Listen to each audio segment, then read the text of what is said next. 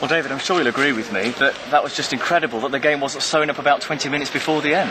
Yeah, I mean, we've had the chances there, but one thing I've just been very critical of my centre forwards, and is that we haven't finished them off.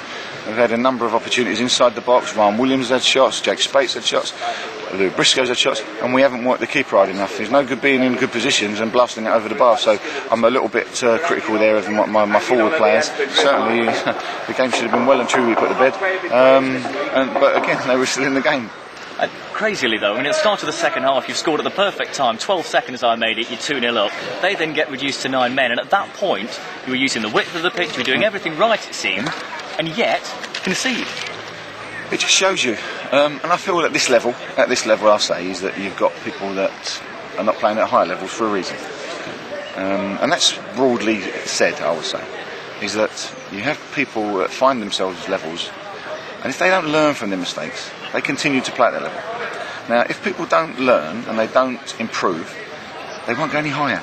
And my certain belief is that, you know, Gary Silk made a poor judgment of going into midfield when he had no need to. And Gary's just held his hand up there. And then my two centre halves get tight too narrow. So full credit to their forward. He ran his socks off all day.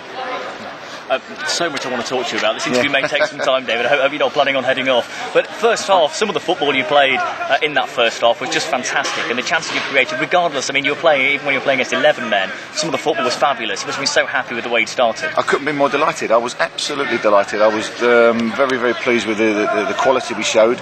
And obviously we were far superior, so it was a wonderful first half for us. And then, of course, there was the first sending off, the flashpoints, if you like. I mean, from where I was looking, it looked like there could be no argument. I mean, the guy's raised his hands to Carl Perry, hasn't he?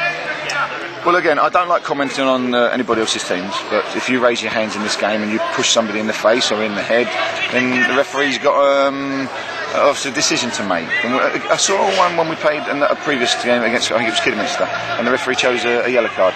I wasn't close enough to see this, and if I see it again, we know the referee's made that decision. And, discipline is obviously, you know, we've been on the receiving end of decisions that go.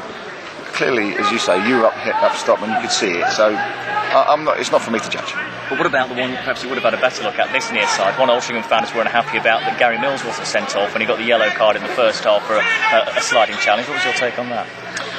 It was a challenge.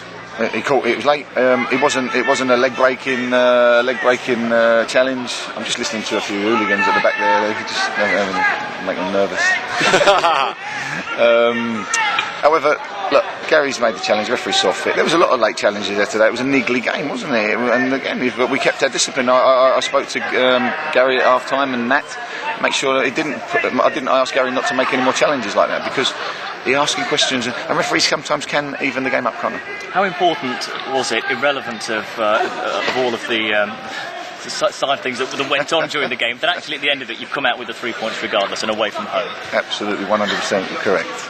There's a lot of things I could dissect there, and being brave with the ball and without the ball, and obviously when it goes down the 9 men, you're only on a hiding to nothing because teams expect you to. So, you know, whilst they were brave, and I must commend Altrincham for showing a high level of spirit there, and you can see that they're a tight-knit bunch. We came here for the points, and we played a different formation, and I'm delighted with the end product.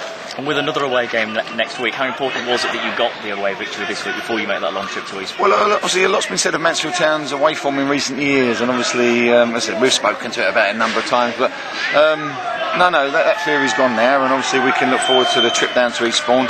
I want to say thank you to the fans today. They were absolutely outstanding. I couldn't believe that was our fans when I came out, honestly. Not that I'm being disrespectful, I couldn't believe how many there was. They made the journey across, and absolutely different class. The noise they made, I could tell they were getting a little bit nervous as well at the end. And obviously, you know, we're all the same. We want to win for this football club, and I'm delighted with the end product. And okay, I thank them for the support. A word from you on Stevie Eystead. First chance we had to see him today in midfield. How do you feel he did? I felt he was very combative. It was his first start, and obviously it takes a little bit of time to get used to the pace again. But he certainly did the job I knew he could do. He broke up a lot of play. He could have released the ball a bit quicker. I think when you come into here, you have to get used to the pace. But no, Stephen's efforts and his contribution was needed. And as I say, in that formation, he's a good little player. Great stuff. Congratulations today, David. Thank you.